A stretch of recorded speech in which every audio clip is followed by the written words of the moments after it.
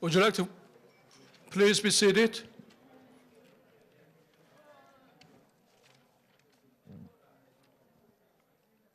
We are reconvening the panel 3.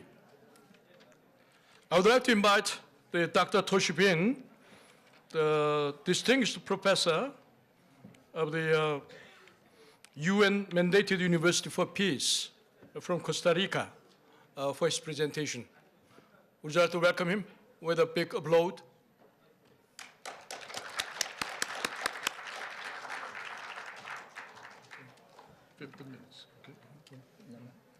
Okay. 15 minutes. 안녕하세요. Shalom. Namaste. Assalamu alaikum. Greetings of peace. I'd like to begin, of course, by expressing on behalf of the University for Peace community in Costa Rica, but also around the world, our warmest congratulations to the YMCA Korea for this very auspicious celebration of 100 years of dedicated, visionary, and inspirational work for building a peaceful Korea and world. And of course, I also thank very much the respondents, distinguished respondents too. I look forward to hearing their comments. I've been to Korea several times now since the year 1998, but I always learn new things whenever I come, so thank you so much. My focus is on building a global peace movement, and I call it with a subtitle, Signposts, Possibilities, and Challenges from a Peace Education Perspective. And I'd like to begin by focusing on these three words here: crisis, contradictions, and transformations. And I think we probably would all agree that humanity and planet Earth are facing this plethora of monumental crises that spans economic, social, cultural, and environmental dimensions of our very existence. And we do need to transform this crisis urgently and mindfully to ensure that the human species, but many other species on our planet, can actually survive into the future. Now, if we're going to discern the causes and dynamics of this crisis, one way I think could be to admit that there are some very deep contradictions that face our so-called contemporary planetary civilization. Yes, we can send spaceships to distant planets. Yes, we have this abundance, quote unquote, of consumer products and economic growth over the last century, and which, quote unquote, promise the, quote unquote, the good life. And yes, we have this massive leaps of information technologies, which in a way is moving the human being towards cyborgs.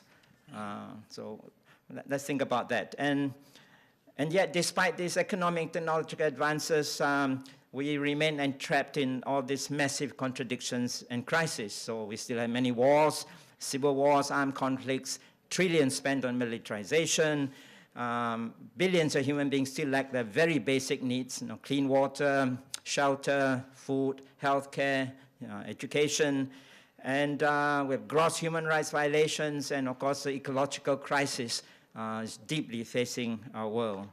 And we have discriminations of all kinds, from racism to prejudices, intolerances. And I think, if you can say, we also beginning to see deep signs of a lack of inner peace, not just the outer peace, but also the peace within. So alienation, despair, even addictions.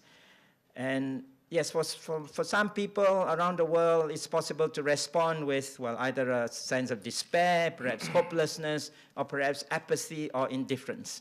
Nothing much I can do, so I'll just live my life, or try to live it. But the good news, I think, is that around the world there are many peoples, communities, institutions that are saying, no, we have to take on board these challenges of overcoming these contradictions. And we broadly say they are working towards a culture of peace. And if you can paraphrase the World Social Movement's motto and say, another more peaceful world is possible, another more peaceful world is possible. And then moving then to what we call an emergent global peace movement, and I link to that a praxis of peace education. I think, especially since after the Second World War, people around the world are saying our governments or other governments and even non-state groups nowadays cannot resort to more violence and militarization in order to pursue their interests, geostrategic interests, their particular national interest, or within national interests. And so we have, quote unquote, the popular peace movement, and the people involved are called, quote unquote, peace activists. But then we are saying now that peace cannot be just the absence of direct violence. That's sort of out of date. And so we have to look at peace now as encompassing multiple dimensions of peacelessness, multiple forms and levels of conflict that needs to be overcome. So for example, even if a society is not at war within, but there are people who lack their basic needs, and children are dying from lack of health care and nutrition, then is that peace? If we have people being provided all kinds of consumer products, but our Earth's environment is being incessantly destroyed and threatening the survival of future generations, is that peace? Or if we have societies that are now very multicultural, and yet people cannot maintain the identity with the respect of others and suffer discrimination, is that peace? And of course, we're saying that inner peace is just as important as a world without wars or a world where we lack basic needs. And so we're saying that we don't actually have one global peace movement, not a monolithic movement. We're talking of a myriad of movements, of communities, of networks.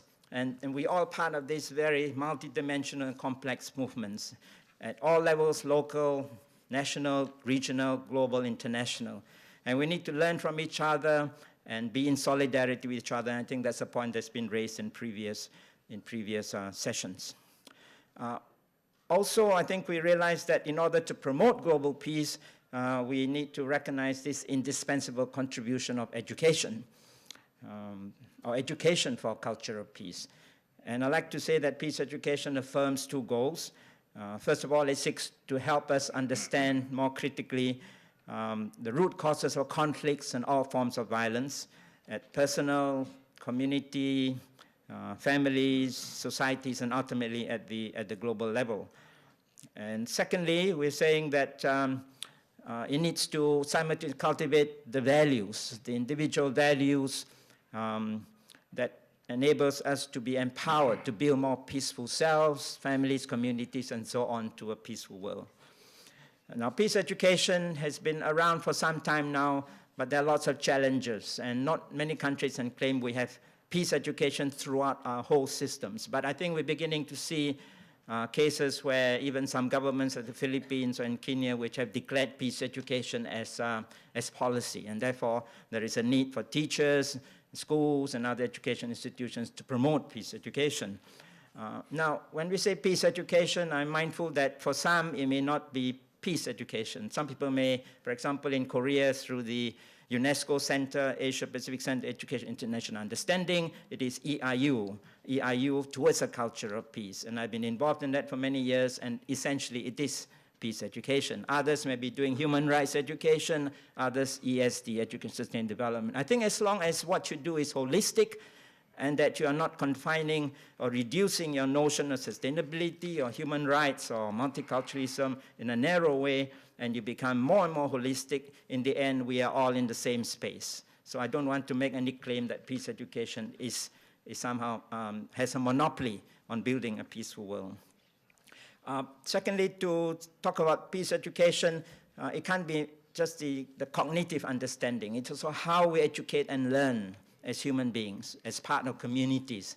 And that's where peace educators have drawn from the inspiration of the Brazilian educator Paulo Freire, where he says education should not be banking, it should not be top-down, it should not be simply the expert teachers, educators giving the knowledge to the learners who then memorize and give it back in exams and so on. So peace education is to be based on critical pedagogical principles and processes, and that includes a very dialogical mode of teaching and learning and education, a sense of values being formed and reformed and reconsidered, and also critical empowerment, so that the knowledge that we learn touches not just our mind, but also our hearts and spirit. So we will say, let us try and do something about building a peaceful world. If you remain simply very academic, you can get all the distinctions you want, but you're not necessarily going to build peace. Okay. So let me then move in this very short time that we have for this forum to look at a number of themes that can clarify the signposts and the possibilities and challenges of building a peaceful world and the role that peace education can play in it. And through it, I hopefully may raise a few examples in a Korean context for your consideration. So first of all, the theme of footsteps towards a demilitarized world. We know that, yes, it's probably very difficult for, quote-unquote, a world war to happen so easily nowadays, but we do know that millions of human beings still experience all this terrible scourge of armed conflicts, internal violences, and military interventions, and Ingrid pointed out later on the war, the endless cycle of war and terror and war and terror and so on, which means trillions worth of precious resources are being spent on weapons that kill rather than support life. Gender-based violence now is mainstream into militarization, and the conflicts, Israel-Palestine, now you have Syria, the continuing divided Korean Peninsula, and recently the tensions over Crimea and Ukraine, I think all shows that we still have a long way to go towards really having a non-violent world where conflicts are resolved non-violently. We have now remote control warfare through drones, which have killed thousands and thousands of people through collateral casualties. And also, we're now seeing in places like Mexico and Colombia, organized criminal violence based on the drug trade, and that is also accentuating the whole question of militarization. And then we move to media. There is very violent video games now being promoted, and lots of people engage in them, and we have proliferation of nuclear weaponry or other types of mass destruction, and so we're still with that danger of a nuclear holocaust. But I think the good news is there are, of course, growing movements for building a culture of war. There are efforts to negotiate for peace. Recently in Mindanao, the Philippines, an agreement was signed. A few years back, you have Aceh, and so on. We have truth and reconciliation commissions. We have, when wars have happened, you have this reintegration of ex-combatants, including child soldiers. We have a campaign against militarization, as in the case of the campaign against building a new base in Jeju Island in Gangjong Village. We have efforts to integrate women into peace building in a substantive way, as in the UNSC Resolution 1325, to recognize that women have a vital role to play in building a peaceful world. And of course, in school levels, the idea that students need to learn to resolve conflicts through mediation and other strategies of conflict resolution. So all these, I think, are good signs of disarmament education happening. But again, there are many challenges. The second theme, promoting a culture of human rights. I think we now know that despite all the human rights conventions, treaties, declarations, and they are steps forward for humanity to recognize universal standards. But there's still a big gap between theory and practice. But the marginalized groups like women, children, indigenous peoples, sexual minorities are coming to the fore, speaking out. And I think there's a great need for solidarity in helping them to promote their rights. You can even now have where governments are saying, quote unquote, torture, or some are saying torture is okay because for national security we need to torture, and yet it is not okay.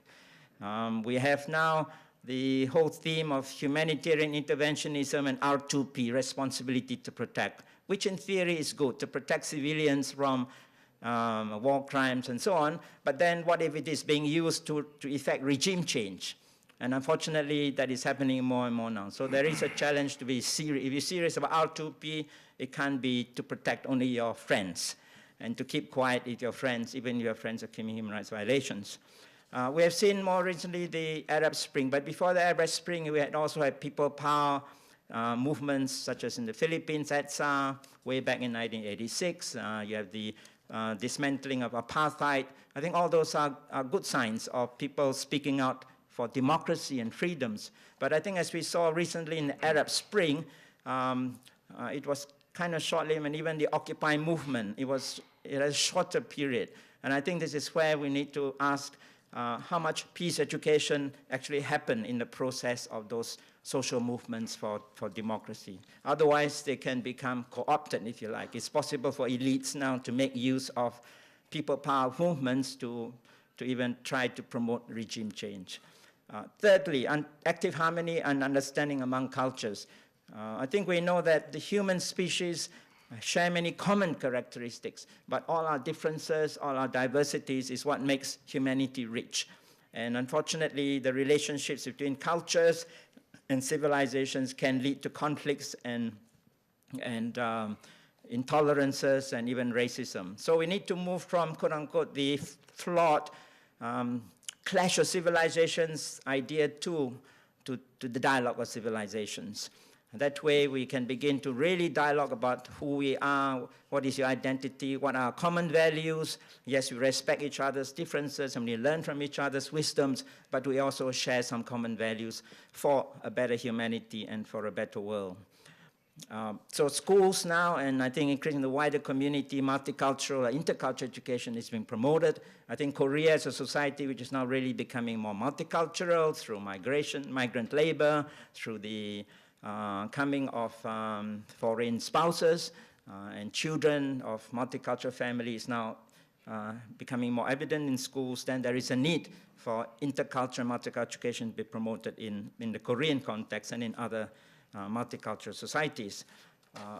The specific case indigenous peoples, I think, is very crucial because indigenous peoples now are becoming the kind of signals for what we're doing to the world. They live in the hinterlands, they live in the forests, the mountains, and that's where the logging goes on, the mining goes on, the agribusiness goes on for profit, for the growth, capitalist growth, and somehow they become dispensable. They're no longer, they're seen as backward, quote unquote, they're seen as obstacles to growth and progress, and yet they are human beings, and they have deep cultures, wisdoms to continue to share for humanity. And so we need to be in solidarity with all those movements of indigenous peoples for their sacred lands, for their land rights, and of course the International Declaration on Rights of Indigenous Peoples is an instrument to do it, but they need a lot of support in order to promote their cause.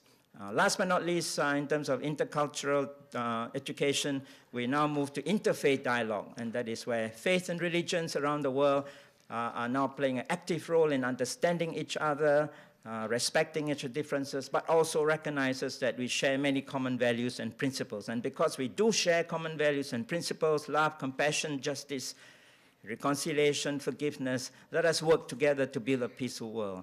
Let us try to overcome violence in our midst. Let us try to challenge what goes on within our midst, if there are signs of extremism and intolerances and so on. And working together for a greener world, for non-discrimination against Islamophobia, against anti-Semitism, and all the other phobias. Of course, there are tensions. So when we think about faith, religions, and human rights, there are obvious tensions, and that needs to be resolved through peace education, whether it's the rights of women or reproductive rights or rights of sexual minorities. All those need to be looked at. The fourth theme is towards economies of compassion and justice. I think we have to admit that the economic systems in all over the world is very much geared with this powerful paradigm of globalization, which means use resources as quickly as possible, maximize the profit as much as possible, and whether people are hurt in the process, that's not so important. And yes, it does produce growth, it does produce lots of products, but then only a few get to consume it. So 20% of the world's population consume 80% of the world's resources. And this cannot be peace. This cannot be a world where we can look at each other and wake up every morning and understand that around the world there are people who work really hard from so many hours a day, and yet they're producing goods that we use every day, and yet they're not being given their decent rights and wages. And so that's why there are campaigns to transform and challenge the way the transnational corporations work, whether it is through corporate social responsibility or free trade, or questioning the way the international financial institutions of the IMF and the World Bank have been working more to the benefit of elites, how to challenge graft and corruption, where ordinary people are not truly getting the resources of their countries and repaying the debts, the odious debts that previous elite dictators have borrowed to serve themselves and not for the people. So we have, therefore, within peace education, the theme of development education, where on the one hand, for people who are marginalized, it means they're able to think critically about why they're suffering from this poverty. It's not the will of God, it's not Allah, it's not they're born to suffer, but because of systems of injustice and inequalities which need to be transformed. And therefore, you have CSOs and NGOs now working at the grassroots together, people's organizations, to challenge local as well as international structures which are unjust. But on the other hand, we also have an education of the non-poor that is so critical. All of us who are, quote-unquote, non-poor, I think we have responsibilities. In other words, when we use goods, when we consume products, we have to think where they come from and how they've been made. And so we need to challenge our own corporations. I know Korea now is now part of OECD. That means you have many Korean corporations around the world investing in this. You have factories, you have shipyards. You have to ask questions, how are the workers in those companies being treated? How are the Korean corporations protecting the environment of the countries in which you are investing? I think those are very serious questions for building a peaceful world. But we do need to think about ways in which business can be done. And that's why now there is a shift to the fourth sector, where you think about business as being for benefit, not just for profit. It's possible to think of partnerships within business and CSOs and NGOs and government, where in the end, it's not just about the bottom line, it's about being able to meet the basic needs of people and to promote their human rights. The fifth theme of sharing and living, our one planet. I think the ecological crisis is well known now, but I think as Ingrid pointed earlier on, there is a lot of resistance to actually really dealing with the root causes. We cannot consume at the rate we are without having more planets. It's just not possible. If we live like Americans, we need 4 planets. We know that. That's the ecological footprint. And I think if the Chinese model industrial proceeds, you all see the consequences of that as well. And at the same time, there's a link between how we consume food. There is the way we consume fast food and in a way which leads to obesity. There's obesity now is a serious problem in the advanced industrialized world. And therefore, peace education is also about healthy living, about eating food in a way which is sustainable and healthy. Now, Professor Kim just now made a point which I will, I think, emphasize again, and that is technological fixes. There is no way that the technological solutions can really resolve unsustainability. It has to do with how we consume. It's how do we moderate the way we live, how we move from quantity of life to quality of life, how we begin to think about happiness. Are you going to be happier because you have iPhone number 6 or number 7 or number 10? And it's all built into our culture. We're saying that somehow what we have now is not sufficient. So hopefully if you have iPhone 5, perhaps you'll stop there and tell Apple we don't need more and more application, because in the end we become so technological fixed. Okay. And last but not least, the theme of journeying towards inner peace. I think we are saying now that the real signs of inner peacelessness, the alienation, the neurosis, such depressions.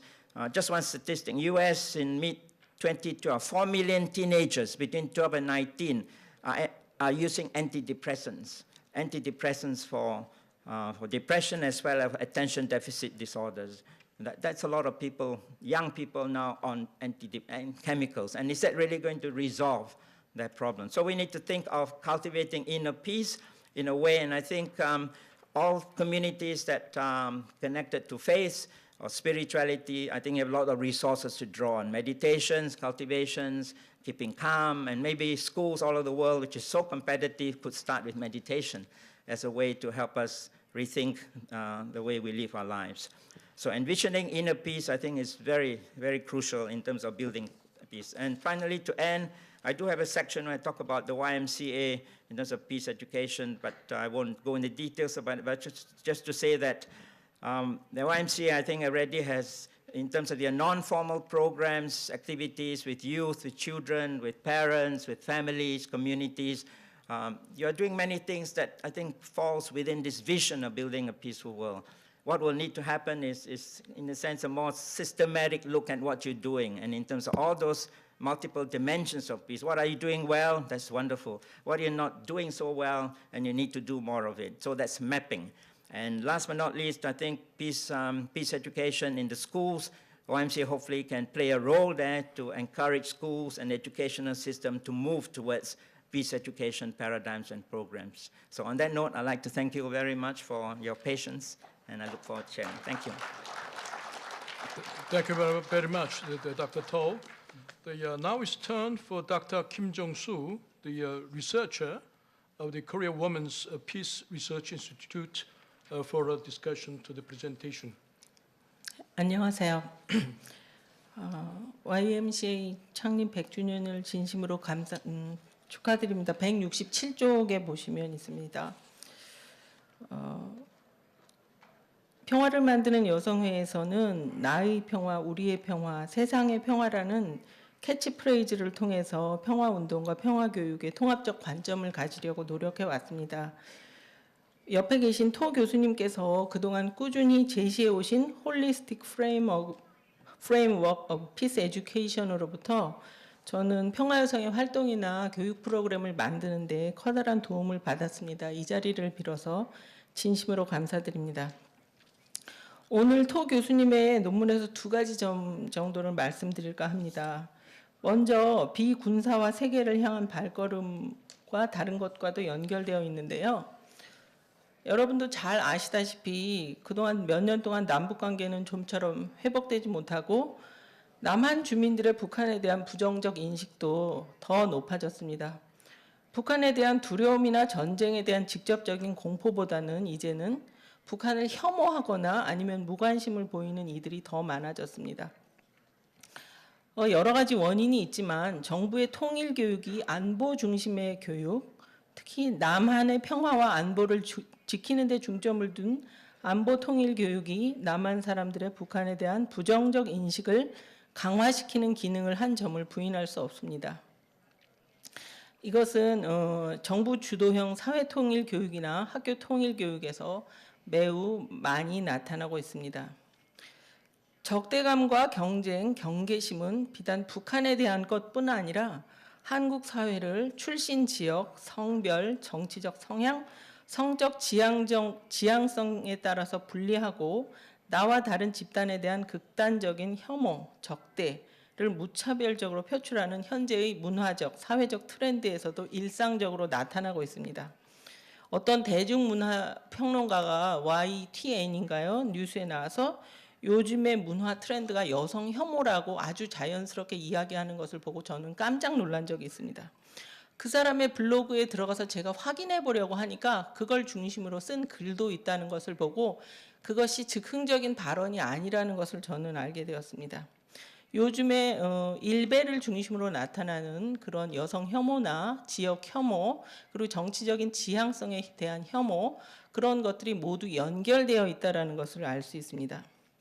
YMCA가 향후 평화교육과 페다고지를 학교 교육에서 이렇게 통합시키려고 하는 전략을 수립하는 데 있어서 이 안보 중심의 교육 그리고 북한뿐 아니라 나와 다른 것, 다른 생각을 하는 사람과 집단, 성별, 가치관에 대한 혐오와 적대감을 재생산시키는 요즘의 문화 트렌드, 이 현실을 어떻게 대면할 것인가 하는 점은 굉장히 커다란 도전인 동시에 과제라고 생각합니다.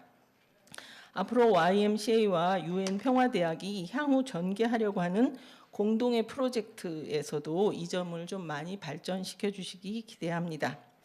그 다음에 이제 Y의 100년에 대한 성찰과 연결되어 있습니다. 저는 Y 운동이 성서의 하느님 나라 운동을 한국의 시민사회 현정에서 종교적 언어를 넘어서 세속화된 혹은 사회문화적 언어로 번역해서 이를 전개하는 것이라고 생각하고 있습니다. 저는 요즘에 어떤 신학교에서 성서와 평화라는 과목을 강의하고 있는데 거의 20년 만에 저는 처음으로 평화를 만드는 사람은 하느님의 자녀가 될 것이다라고 하는 이 마태복음 말씀 그리고 예수님이 처음 제자를 부르시면서 사람 낚는 어부가 되게 하리라고 하신 그 말씀의 통합성에 대해서 생각하게 되었습니다. 이 사람 낚는 어부라는 말은 흔히 기독교인을 늘리는 전도 개념으로 이해되는 것이 일반적입니다. 이것을 토 교수님께서 말씀하신 이 Holistic Framework of Peace Education과 관련시켜 말씀드린다면 사람 낚는 어부를 만드는 일은 바로 사람을 키우는 일이고 평화를 만드는 일과 연결시켜야 되는데 저는 그동안 분리해서 생각해 왔던 것 같습니다. 그래서 이런 점들을 통합시켜내는 일을 Y의 평화교육이 했으면 하는 바람입니다. Y가 지난 100년 동안 한국 사회에서 빛과 소금의 역할을 감당할 수 있었던 것은 다양한 요인이 있겠습니다만 내가 곧 Y라는 자기 정체성을 가진 사람들을 지난 100년 동안 꾸준히 길러왔기 때문이라고 생각합니다. 이제 Y의 정체성을 가진 이들이 나는 평화를 만드는 Y라는 좀 더 확장된 혹은 발전된 정체성을 가진 분들로 길러내고 양성하는 일을 Y 평화교육이 담당했으면 합니다. 초청장에서 그런 말이 있었는데요. 예수 그리스도께서 선포하신 평화의 때, 평화의 카이로스는 결국은 평화를 만드는 일을 자신의 소명으로 인식하는 이들에 의해 준비되고 도래되고 결국은 이 땅에서 완성될 것을 희망하기 때문입니다. 감사합니다. Okay. Thank you, Dr. Kim. I would like to have Dr. Kang Sun-won, professor of the Hanshin University, okay, for your discussion. 예, 안녕하세요. 실은 한국 사회에서 아마 YMCA가 지역사회 밀착형 시민운동을 지속적으로 전개해온 역사성을 갖고 있다는 점을 부인할 사람은 하나도 없을 것입니다. 그러한 100년간의 역사성이 저는 평화교육이었고 평화운동이었다라고 생각을 합니다. 네, 그런 점에서 토 교수님이 제기하신 또 하나의 평화세계가 가능할까? 라고 하는 것이 실은 Y를 보면 가능할 수도 있다라고 하는 생각이 들고 그것이 Y의 현재, 과거와 현재와 미래의 한 모습이지 않겠나 하는 생각을 합니다. 저는 간단하게 생각하면 평화라고 하는 것이 여기서 여러 가지 직접적 폭력, 구조적 폭력 이런 얘기를 했지만 학교 현장이나 대학 현장에서 보면 간단하게 이런 거라고 생각을 합니다. 학생들이 자기 주변에서 또는 우리 시민들이 주변에서 악을 봤을 때 악이 일어나는 행동을 봤을 때 그 악에 대해서 분노할 줄 아는 그런 감성, 저는 이게 평화 감성이라고 생각하는데 이것을 느낄 수 있게 하고 그래서 그러한 악에 의해서 피해받은 사람이 있으면 그 사람을 붙잡고 하소연하고 어떻게 이런 문제가 났나 앞으로 이런 문제가 나지 않기 위해서는 우리가 어떻게 이걸 분석하고 어떻게 행동하나 이러한 것을 총체적으로 밝혀주는 것이 저는 평화교육이라고 생각합니다. 근데 제가 보니까 이러한 형태의 평화교육이 제가 교사들하고 워크숍 하면서 보니까 일반적인 평화교육의 개념이 아니더라고요. 학교에서 알고 있는 교사들이 평화교육은 선생님도 혹시 책 여기 자료 보시면 174쪽에 제가 그래서 제가 얘기하려고 하는 평화교육은 좀 비판적 평화교육이라고 한다면 대체적으로 우리 정부나 학교나 일반 교사들이 갖고 있는 것은 상당히 보수적인 관점에 왜냐면 똑같이 평화를 얘기 안 하는 사람은 아무도 없거든요. 실은 때리는 사람도 평화를 얘기하면서 때리고 힘을 봉사하는 것이기 때문에 이러한 평화 중에 우리가 평화교육을 한다면 어떠한 형태의 평화교육을 할 것이냐 저는 이것을 함께 고민해야 되는 자리가 오늘의 자리가 아니지 않나 합니다. 사실 이 부분에 있어서 저는 토 교수님하고 조금 약간 대칭적인 측면이 있는데 이 부분이 이제 하나의 이 부분입니다. 실은 선생님들한테 얘기를 해보니까 대부분 평화라고 하는 것은 평화를 위해서 힘이 있어야 된다. 라고 하는 전제. 반면에 이제 우리 비판적 평화교육 입장에서는 그런 뿐만 아니라 이런 힘과 힘이 균형에 맞춰져야 되고 이것이 평화 공존해야 된다라고 하는 입장이고 쭉 나머지 부분은 이제 우리 얘기하는데 실제로 행동을 어떻게 할 것인가라고 얘기했을 때는 대개 이제 힘에 의한 평화를 하는 사람들은 비폭력적 침묵 부분입니다. 그래서 우리 한국 속담에 모르는 게 약이다. 라고 하는 관점이 전형적인 힘에 의한 평화의 한 점이라고 생각을 합니다. 근데 반면에 비판적 입장에서는 아는 것이 힘이다. 왜 이런 문제가 일어났는지를 비판적으로 분석해서 어떤 그 비폭력적 행동으로 집단적으로 나갈 수 있도록 하는 것이 입니다. 그런데 이런 비폭력적 침묵을 얘기하는 사람들이 전망을 할 때 학교에서 평화적 심성을 기르기 위해서 제일 필요한 것이 마음속의 평화다라고 해가지고 굉장히 많이 이런 명상 시간을 강제를 합니다. 학교에서. 그래서 저는 이런 이게 이너피스라고 하는 부분에 있어서 지금 우리가 이제 일제 시대 때도 그랬을 거고 수신이라고 하는 부분에서 그다음에 저희가 특히 저는 학교를 박정희 대통령 때 다녔는데 그때 시간에 굉장히 많은 명상 시간을 가졌습니다. 강제적 명상이죠. 저는 이제 이러한 명상이라고 하는 부분은 실제적으로 이게 소위 뭐 요즘에 많이 좋아하는 힐링이라는 용어입니다. 그러니까 이 힐링이라고 하는 용어들이 실제적으로 훨씬 더 많이 사용하는 쪽이 저는 이런 보수적 평등을 지향하는 이런 쪽이라고 생각을 하는 거죠. 그래서 실제적으로 이거 잘못하면 이것이 저는 이너피스도 굉장히 중요하고 상당히 우리가 평화 운동을 하거나 평화 교육을 하는 사람들에게 실은 심리적 균형을 잡기 위해서 중요한 요소라고 하긴 하지만 이런 비판적인 자기 분석이나 비판적인 역량이 없이 이너피스만을 강제할 경우에는 실은 이 부분은 실은 정신 수련 이게 또는 이게 굉장히 도메스티케이션 이게 뭔가를 어떤 정신적으로 훈화하는 그러한 형태로 갈 수 있고 자칫하면 요즘에 이제 김지아 씨 하는 형태 그런 식으로 이게 이제 정책 이런 하나의 어떤 이런 신비주의적인 형태로 나아갈 수도 있는 하나 굉장히 위험성이 있는 요소가 아니겠느냐라고 하는 이런 부분이에요. 그래서 학교에서 선생님들하고 평화 교육을 할 때 하나의 한 방법으로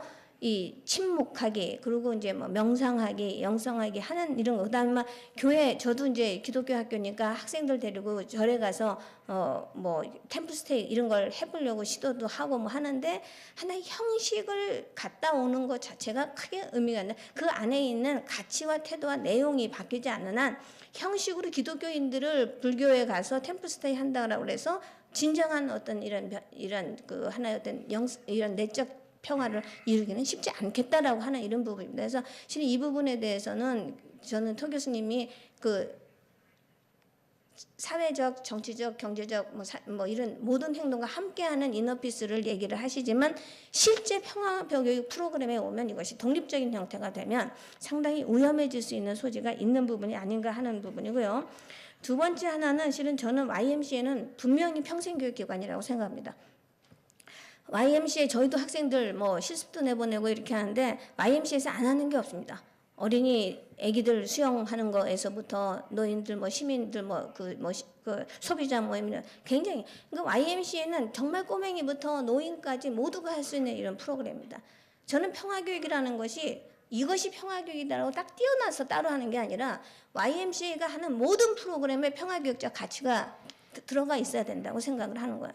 그래서 실은 Y에서 활동하는 스태프들 자체가 평화교육적 가치에 자기가 이게 전제되지 않으면 Y에서는 더 이상 평화교육을 얘기했을 필요가 없다는 거죠. 그러니까 학교에다가 평화교육 프로그램을 한다. Y가 일종의 이런 소위 아웃리치 프로그램이에요. Y가 하는 형태에.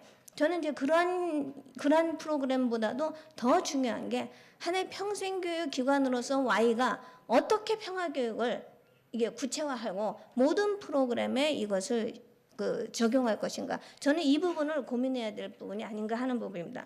마지막 하나는 실은 학교와의 관계입니다.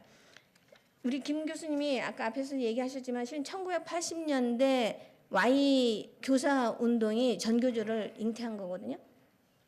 그분들이 80년에 와서 이미 한 30년간 학교 현장에 있었습니다. 해직도 그 전교조가 나와서 해직도 됐고 했습니다. 그분들이 지금 오늘 학교에서 어떠한 평화 교육을 하고 있고 그분들 중심으로 어떻게 이걸 할 수 있나 하는 것이 실은 저는 학교랑 매개할 때는 굉장히 중요한 거라고 생각을 해요. 그래서 좀 Y가 옛날에 했던 사건들을 잊어버리시지 마시고 제 생각에 잊어버리시지 마시고 옛날에 Y를 거쳐갔던 사람들이 교사인 사람들이 좀 다시 모여서 다시 한번 이 Y와 이 가치를 다시 살리는 그러한 형태가 될 수 있을 때 학교랑 연계가 가능하지 학교는 그렇게 쉬운 곳이 아닙니다. 학교 자체가 굉장히 경쟁적이고 권위적이고 평화적이고 그다음에 교사 자체는 실은 평화교육보다는 자기 교과에 관심이 있어요.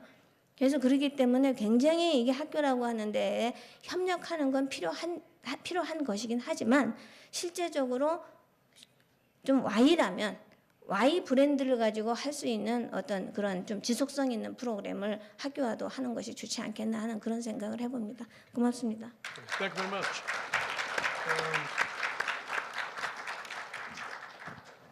I would like to invite Dr. Chung Ji-seok, who is the director of the Center for Life and Peace in Korea YMCA, for the discussion to the presentation. Okay? 네, 저는 코리아 한국 YMCA에서 생명평화운동을 한 10여 년 이렇게 참여해 오고 있습니다. 그리고 한 3년 전에는 결국 우리 한반도 안에서 이 생명평화운동, 특별히 평화에 포커스가 된 운동은 남북 간의 이 갈등을 70년 이상 된 이 갈등을 풀어내야 되겠다. 그런 이제 깨달음에 이르렀고, 그래서 지금은 철원이라는 남북한의 국경선 마을에 들어가서 국경선 평화학교 운동을 시작하고 있습니다. 이 두 가지 저의 경험을 배경으로 우리 토수혜인 교수님의 이 발제에 대한 코멘트를 하려고 합니다. 제가 짧게 코멘트를 했기 때문에 여러분들 제가 쓴 이 코멘트 페이퍼를 읽어가는 것으로 하겠습니다. 한국 코멘트는 한국말은 181페이지 있고 영어 코멘트는 184페이지가 있습니다. 제가 읽어가겠습니다. 토수혜인 교수의 발표에 대해 나는 먼저 감사한 마음을 전합니다. 토수혜인 교수의 발표에서 나는 깊은 배움과 감동을 느꼈습니다. 첫째, 토수혜인 교수는 단순히 평화교육의 이론을 가르치는 데 그치지 않고 평화교육을 실천하는 용기와 지혜를 우리 가슴에 심어주셨습니다. 토수혜인 교수는 평화교육이 머리로 지식을 전수하는 교육활동이 아니라 나 자신, 이웃과 가족, 사회와 세계에 대한 진실한 애정과 책임 정신에서 하는 것임을 깨우쳐 주셨습니다. 둘째, 토수혜인 교수는 진정한 피스메이커 또는 평화 교육가가 되는 길로서 내적 평화를 말씀하십니다. 평화 교육가와 평화 운동가는 내적 평화를 추구하고 체험하는 사람이어야 합니다. 이 조언은 평범하고 당연한 말처럼 들리지만 사실은 우리가 귀담아 듣고 우리 삶에서 실천해야 하는 매우 귀중한 말입니다. 자신 안에서 평화를 체험한 사람이 평화운동가요 평화교육가가 될 수 있습니다. 내적 평화는 단지 종교인들만이 추구하는 일이 아님을 토수혜인 교수는 일깨워 주십니다. 나는 토수혜인 교수가 종교인인지 아닌지 잘 모르고 또 종교를 가졌다면 어떤 종교를 신봉하는지 모르지만 그가 평화를 이론적으로 사색하는 사람이 아니라 평화를 사랑하고 자신의 삶 속에서 실천하려고 하는 평화의 종교인이라고 느낍니다. 그는 평화교육가는 내적으로 평화의 영성을 체험하고 체험된 확신의 힘을 갖고 평화로운 사회와 세계를 만드는 일에 참여해야 한다고 권고합니다. 나는 평생을 평화교육가로서 살아온 토수혜인 교수의 지혜의 가르침에 깊이 감사드리고 싶습니다.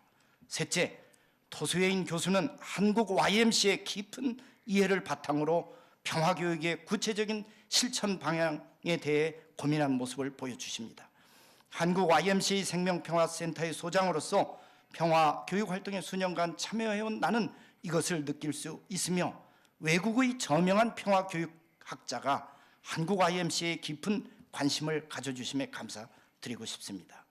토수혜인 교수는 오늘날 평화가 지닌 중층적이고 다양한 차원을 밝혀줍니다. 평화의 차원을 폭넓게 이해하는 일은 현대 사회와 세계가 직면한 위기를 극복하고 평화로운 세계를 건설하는 출발점입니다. 이런 점에서 토수혜인 교수가 제시하는 현대 지구적 평화운동은 운동들의 운동이라는 사상, 이건 매우 통찰력 있는 표현이라고 봅니다. 토수혜인 교수는 이런 인식 틀에서 평화교육의 두 가지 목표를 제시합니다. 첫째, 갈등과 폭력의 근본 원인들에 대한 비판적 인식을 개인적 수준에서뿐만 아니라 전체 사회적, 지구적 차원에서 가져야 한다는 것. 둘째, 자신과 사회의 평화를 건설하기 위한 평화의 가치와 태도를 양육하는 일이라는 겁니다. 이와 같은 명료한 설명으로부터 우리는 평화교육이 무엇인가에 대한 좋은 대답을 얻을 수 있습니다. 토수인 교수는 평화의 문화를 건설하는 일이 평화교육의 목표라고 말합니다. 그것의 구체적인 실천 과제로서 그는 비군사화된 세계, 인권 존중, 문화적 이해와 조화, 사랑과 정의의 경제, 생명과 나눔, 마음의 평화를 제시합니다. 이와 같은 다양한 평화의 과제들을 실천하는 평화교육 또한 다양한 이름으로 표현될 수 있습니다. 비무장 군축 교육, 이 평화와 인권 교육, 반인종 차별 교육, 문화관 교육, 발전 교육, 그리고 평화의 교육과 사회적 저항운동의 결합 등 이와 같은 것을 평화교육이라고 말씀해 주십니다. 토수인 교수가 제시하는 평화교육의 다양한 과제들은 오늘 우리 한국 사회와 한반도 상황에서도 매우 적절한 의미를 갖는다고 봅니다. 생명평화운동과 평화교육을 21세기 과제로 삼는 한국 YMCA에게 이 관점들은 운동 방향을 설정함에 있어 좋은 도움을 준다고 봅니다. 특히 토수혜인 교수는 내적 평화를 위한 평화교육의 중요성을 강조하는 대목에서 정신적 장애와 우울, 자살, 약물 중독의 문제를 예시합니다.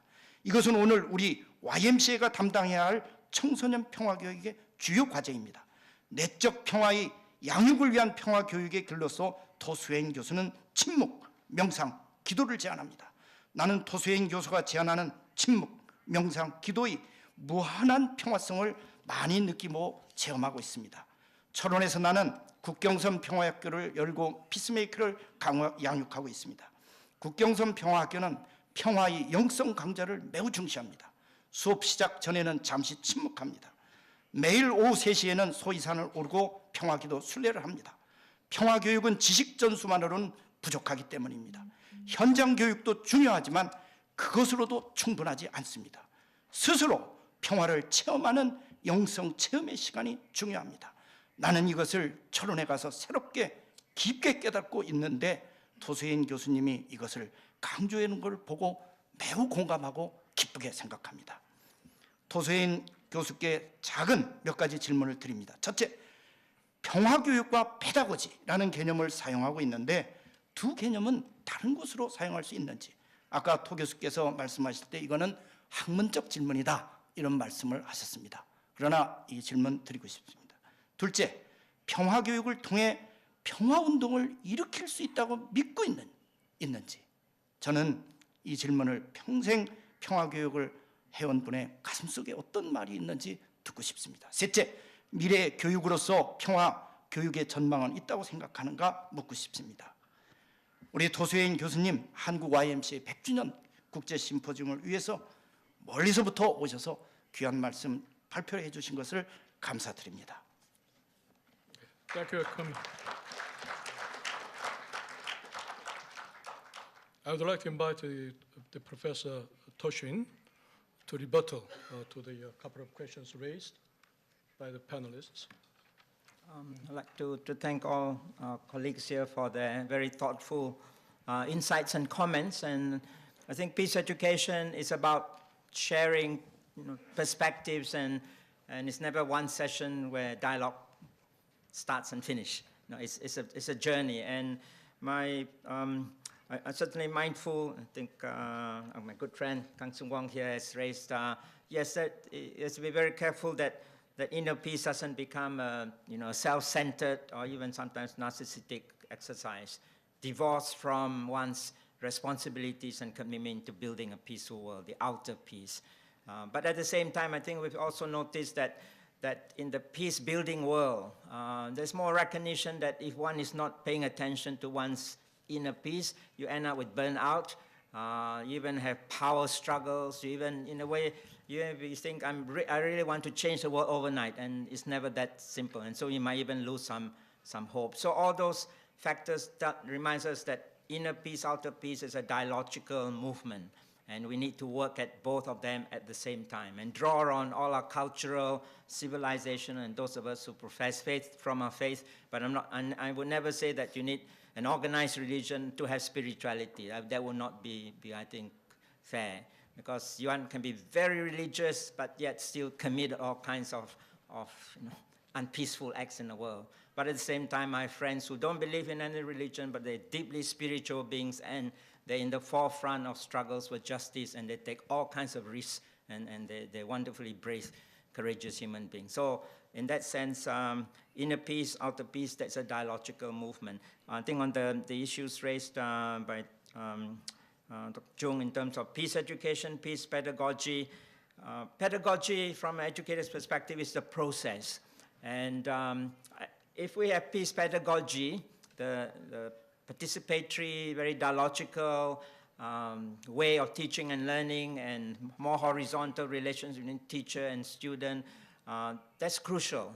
But that's the pedagogical process. We also need to work at make sure that the holistic understanding of peacelessness is in the curriculum in terms of understanding the world. As I say, if I say I'm a human rights educator, I say that's wonderful. But I'd like you to tell me, are you very holistic? Are you focusing more on just the civil and political rights, as some governments do, but they're not too keen to talk about social, economic, or culture? So one needs to be holistic, and the same applies to all other themes. Peace education leading to peace movements. I think peace education itself is a movement, because I think we have to recognize that teachers, say, for example, work in schools, and schools are a particular part of the world. Millions of children go through schools, millions of hours through their lives.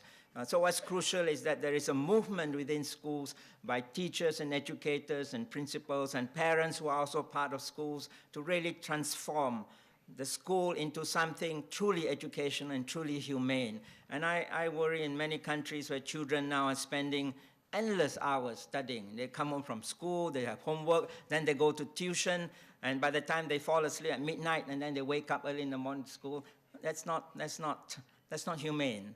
And I think peace educators are movements, but within peace movements, there's a real need for attention to education. Otherwise, I think there's sometimes, let's say, processes where shortcuts are taken. That sometimes people say, I have the right idea, and without dialogue and education, that proceeds because someone is more powerful or someone is more charismatic, and so on. And lastly, is peace education a promising job? Did you use the word job or work? Professional. Well, I think in the paradigm we're working in, working for peace is not necessarily a profession as such. I just like to maybe link this to the whole theme now of NGOization. The dominant systems of the world are very good at co-opting, and unfortunately, the rise of the neoliberal economic, social, political orders have also encouraged the growth of many kinds of NGOs whose perspective is not necessary to really to meet the needs of their constituents. It's about I have an NGO and it's a profession, or it brings money in, and so on and so forth. I'm not saying that they don't do something necessarily good, but the point is, are they in a way helping the system, the dominant system, replicate itself? So we need to question NGOization and move into a culture of people-centered organizations which are about ordinary peoples getting together. I have some skills, some resources, some capacities to share with people at the grassroots, ordinary citizens, and even find allies in governments as well, in organizations, even in business, and challenge them to say, you're in business or you're in government, can you play a role in transforming your institution so that we are part of this movement towards a more peaceful world, not stay in the same place, or worse still, moving us towards a very destructive world. Thank you very much, Thank you. Dr. Toshbin.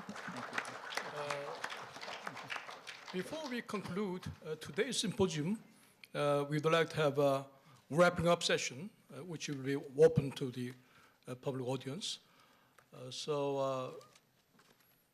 Now the floor is open to all of you. Probably we have about 10 more minutes to go. I may have the 3 volunteers to raise any questions, if you have. And then the Professor No, please. And then before you raise the question, would you like to identify yourself, and then which organization you belong to? 예, 영어로 하시니까 잘 못 알아듣겠는데 저는 이름은 노정선이고요. 연세대학교에 지금 명예교수로 강의를 하고 있고 YMCA는 통일위원장으로 있습니다. 도 교수님한테 질문을 하고 싶은데요. 지금 어저께 그저께 한반도에서는 이제 대포를 한 800발 정도를 쏘고 무인 비행기가 2개가 떨어지고 이런 아주 극한적인 갈등 상황에 있는데 평화를 만들기 위해서 도 교수님은 우리에게 어떻게 해줘야 된다고 생각하고 도 교수님 또 유엔에다가 뭐를 해줘야 된다고 생각하는지 그 질문인데요.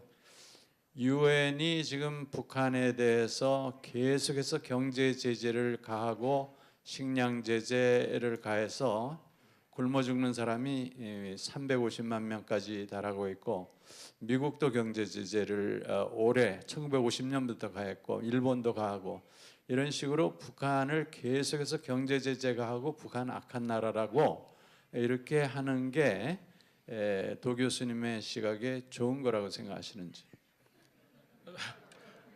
You know, the floor is open to any previous presenters, not only to the Professor Tobin, but also the previous presenters like Professor Kim. And then, unfortunately, the Srinata is not joining anymore. So any questions can be raised, okay? And then,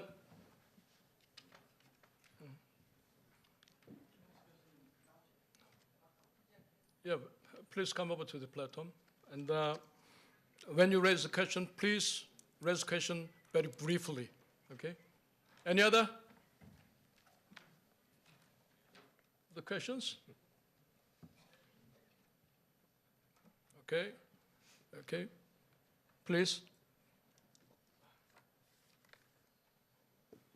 Thank you. I am Sebastian from Bombay YMCA. I was listening to professors about indigenous people. You know, when we are talking about indigenous people, we are talking about their development. Are we only talking about their development or also retaining their identity? And how we can do that? Okay, one more, please. No more? Then, okay.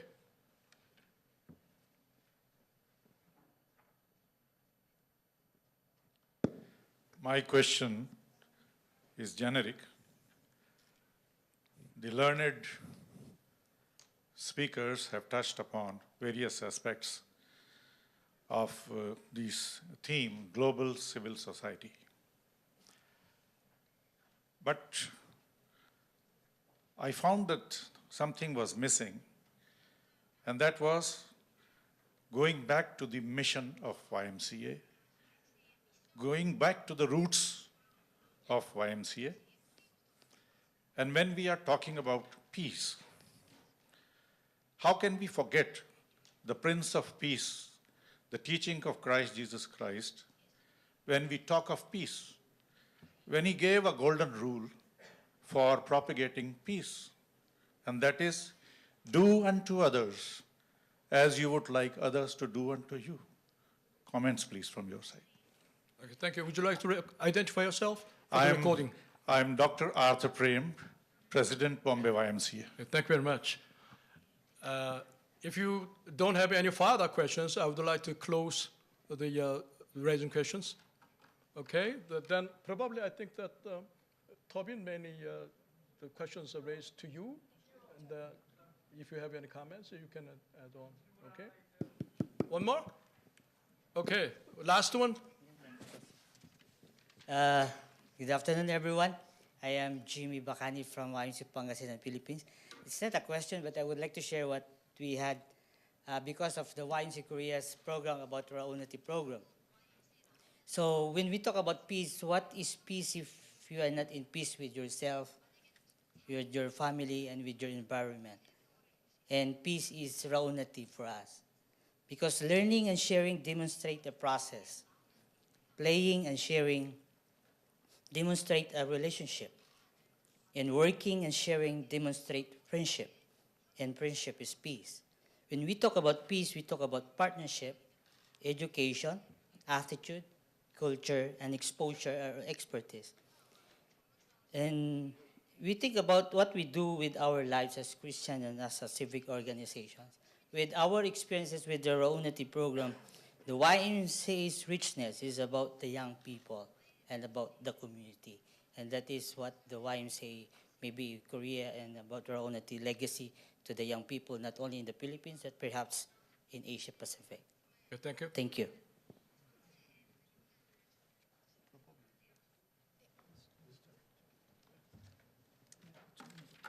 Do you have anything to respond? Okay. I think that the major questions are raised to you. Thank you for your thoughtful comments. I'm sure there are many on the panels, and I don't know how friends have left, but I'm sure they would also be able to respond to many of them. Dr. No's question about the Korean issue that's been resolved for so many decades with great tragedy. But obviously, from a peace education, peace building perspective, surely policies and approaches which are based on more militarization or on in a sense, fueling the fears and insecurities which have a historical basis will simply, in a sense, keep that cycle going. And also, I think, tends to divert many people, citizens, not here, but even all over the world, including in the US and other powerful countries, that what happens in a peninsula or in that space, national space or a country, is never just nowadays just to do with what's going on within that space and country. It is a geopolitical, it is global, and therefore there are countries with geostrategic interest in maintaining a particular political status quo. So I think hopefully it will be possible to see within the Korean Peninsula enough education of many citizens to overcome that fears and security and to move towards thinking, what if a real peace treaty is to begin with constructed within the peninsula. And then the two Koreas and the peace treaty would also need to involve the powerful countries of the US. And then moving away from all this militarization, which is costing precious resources in terms that could be used for nutrition, for healthcare, for basic needs of all Korean peoples. And the high level of military spending in the end benefits the arms traders of the world.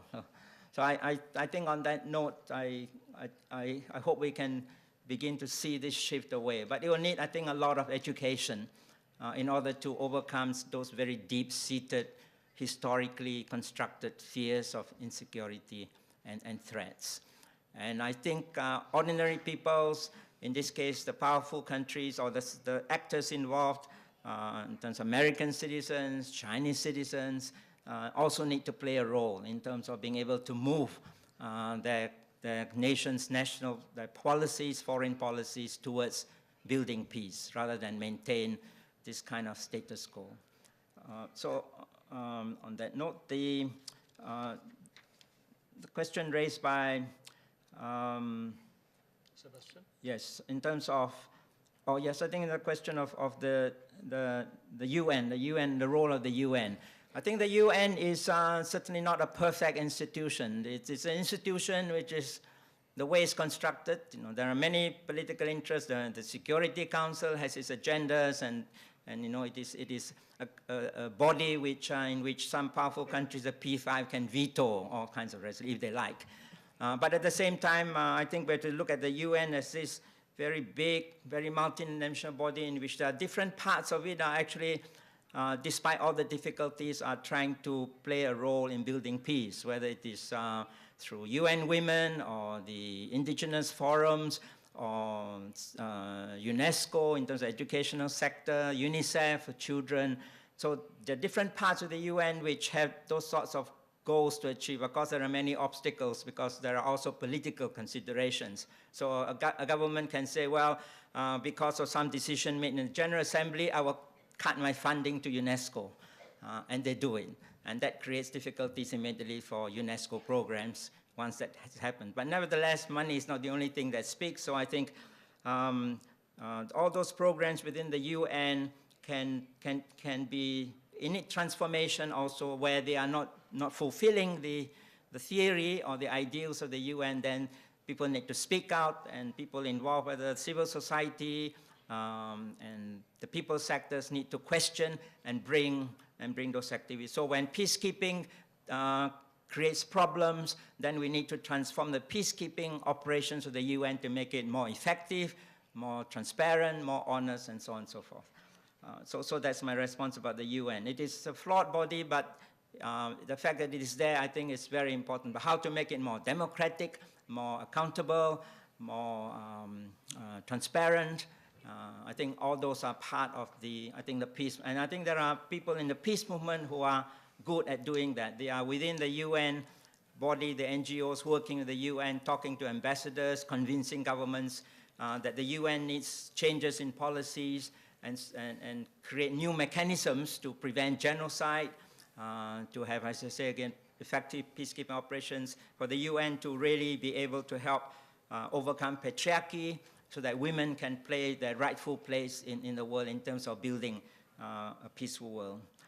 The point about indigenous peoples. Well, indigenous peoples are human beings. They have their own cultural identities and so on, and that's suffered a lot through colonization and nowadays through globalization. They have a right to be human beings, but the choice of how they're going to be is their choice. Sometimes we forget that, as though they're going to remain static. But they are people who can make democratic choices, and they want their children to be educated. But what kind of education?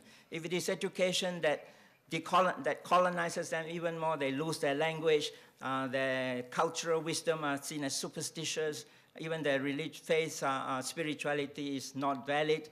I think all that needs to be challenged. And indigenous peoples are now organizing themselves, and the Indigenous Forum at the UN is playing a role, but there are many indigenous peoples in the civil society who need solidarity and assistance. And a good piece of good news here, I just mentioned in India, for many years, the Dogra Khan people has been really struggling against Vedanta Mining Corporation. The Vedanta look at this mountain and they say, oh, there are tons of bauxite there, and we need to dig it out. And they were going to dig it out. But the Dogra Khan organized themselves, educated themselves, got support from all over the world. The Church of England divested from Vedanta. And finally, the Supreme Court India says, no, that project cannot go on, because one judge says, are you going to tell the Dogra people to remove their god? Because the sacred mountain is their god. Are you going to tell them to take their god somewhere else? And finally, the Indian government says no to the project. So that's a small victory, but an important one, and I think they need solidarity.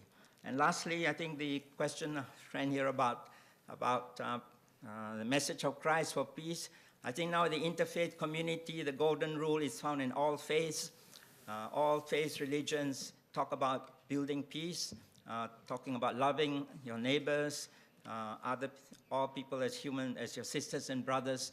So I think that's where the potential interfaith dialogue is, to recognize that the essence of peace is within all faiths, but also recognize that it is possible for interpretations, certain interpretations of some scriptures or some doctrines can lead to against peace, can lead to violence, can lead to violence against women and all other unpeaceful, which is contradiction of the very essence of those faiths. So I think interfaith dialogue is playing a role there in terms of catalyzing peoples within their faith communities, but also catalyzing cooperation among peoples of diverse race to work together for a peaceful world. Thank you. Okay. Thank you very much. It's been a long day, isn't it?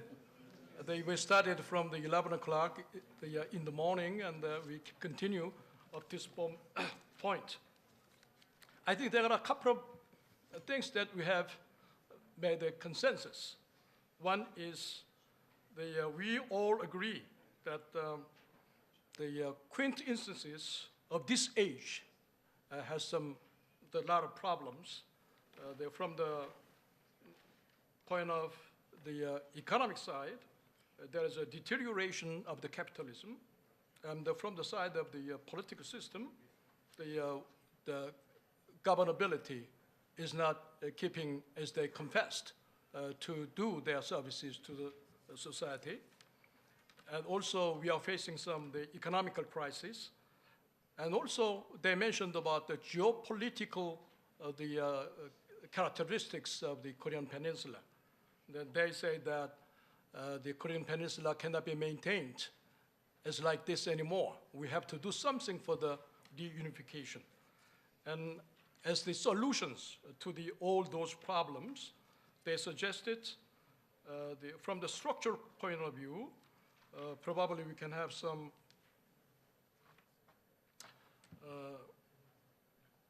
crossing of the boundaries in multidimensional level. They are suggesting a lot of the issues, but basically the strategy that have suggested is please go over the boundaries separating a lot of segments of the society.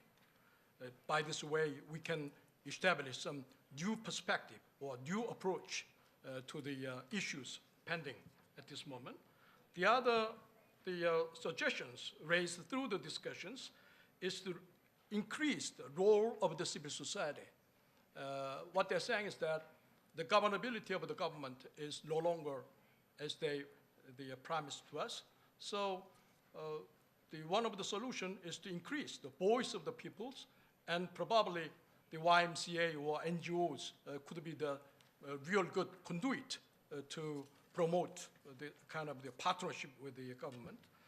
And they also raised some more fundamental approach, like the changing the culture of an inner mind of the human beings. You know, the structure, if we take a structural approach, that is not the ultimate solution. You know, we, in one sense or the other, have tried to find some new strategies to tackle on these issues, but we realize that that is not the ultimate solution. And then they come to realize we have to pay attention to the inner mind of the human beings, not simply focusing on the individual, but also whole society. So they are talking about the peace education, especially the social peace education, and they try to create some sort of the reflexive human beings. And when it goes to the ultimate level, they are talking about the role, increased role of the spirituality. Since the time is limited, I cannot wrap up any further. And then I would like to really appreciate for your collaborations and shown the enthusiasms.